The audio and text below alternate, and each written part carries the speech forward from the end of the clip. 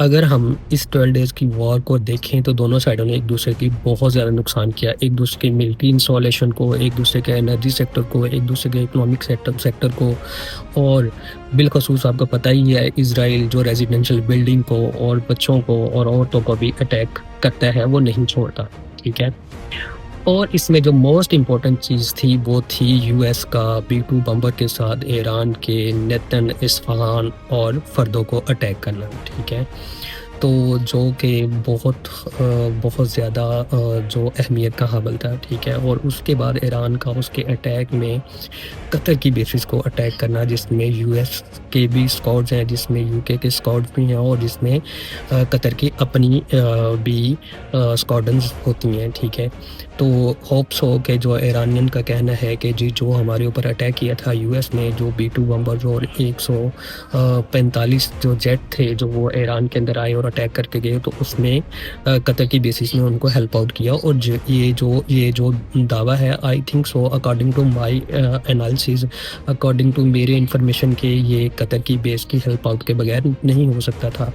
तो ये होप्स हो के उन्होंने किया ही होगा इसलिए ही उन्होंने उनको अटैक किया। ठीक है? तो आई थिंक सो कि ये ईरान का बहुत बड़ा कारनामा था। ईरान ने दुनिया को दिखाया कि मेरे अंदर ये कैपेसिटी है, जबकि वो अटैक बिल्कुल एक अलामती अटैक थे जो उन्होंने कतर पे की बेसिस पे किए, लेकिन उन्होंने ये दुनिया को दिखाया, वो पुराने मिसाइल के साथ उन्होंने अटैक किया ताकि वो आसानी से इंटरसेप्ट हो जाए, लेकिन उन्होंने दुनिया को दिखाया कि वी कैन डू एवरीथिंग, कि we are capable for do that. ठीक है? तो उन्होंने ये करके दिखाया। होप्स हो कि ये ईरान के अंदर इतनी कैपेसिटी है कि वो इनको अटैक कर सकते हैं, ठीक है? तो उन्होंने वैसे भी दुनिया को अटैक करके दिखाया। इज़राइल अपने से हज़ारों किलोमीटर दूर था उनसे जिसको उन्होंने अटैक किया, तो उनके अंदर ये कैपेसिटी है। जो अटैक था, जो फ़र्दों का अटैक था, ईरान की न्यूक्लियर पे जो अटैक किया गया है, तो उसके बारे में तो ये कहा जाता है कि इतना ज़्यादा मौसर अटैक नहीं था, जो कि ये एक अलामती अटैक था। जो कि इज़राइली मीडिया का तो ये कहना था कि जी यूएसए ने सिर्फ जो ना खाली जो रोड थे उनके ऊपर ये बॉम्बिंग की और बॉम्बिंग करके हमें ये शो ऑफ करवाने की कोशिश की कि हमने ईरान पे अटैक कर दिया है। ठीक है? तो उसके बाद फिर आपने देखा होगा कि फ़र्दों पे फिर दोबारा इज़राइल ने अटैक किया, ठीक है? ताकि इज़राइल ने अपनी सैटिस्फैक्शन के लिए ये अटैक किया कि जी ये अटैक सही नहीं था, हमने दोबारा ये अटैक किया है। मतलब ये कि कुछ ना कुछ तो दाल में काला है, जो अभी इन्वेस्टिगेशन होगी, सारा कुछ होगा, तो उसके बाद ये पता चलेगा कि क्या हुआ है दोनों साइडों पे।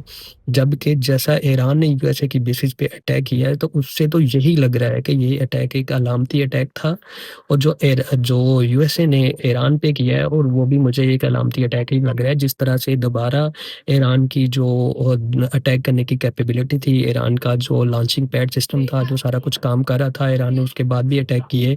उस अटैक के बाद तो यही लग रहा था कि जैसे ये कुछ ना कुछ चीज़ों को छुपाया जा रहा है, इंटरनेशनल मीडिया से कुछ चीज़ों को छुपाया जा रहा है कि इसके अंदर की कहानी जो है वो बिल्कुल डिफरेंट है। होप्स हो कि जैसा कि इंटरनेशनल माहिरीन है तजिया निगार हैं, उनका ये कहना है कि अगर वह फ़र्दों पे जैसा उन्होंने हमला किया है, जैसे उन्होंने B-2 बम्बर से उन्होंने यके बाद दीगरे बम गिराए हैं, टोमाहॉक बम गिराए हैं, ठीक है?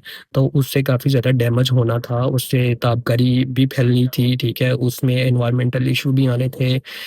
लेकिन वो नहीं हुए, तो मतलब ये कि ईरान के पास ये सारी कैपेसिटी अभी भी मौजूद है। उन्होंने जो अपना एनरिच्ड यूरेनियम था उसको उन्होंने मूव कर दिया था किसी सेफ प्लेस पे, तो मतलब ये है कि ईरान के पास अभी सारी की सारी कैपेबिलिटी है।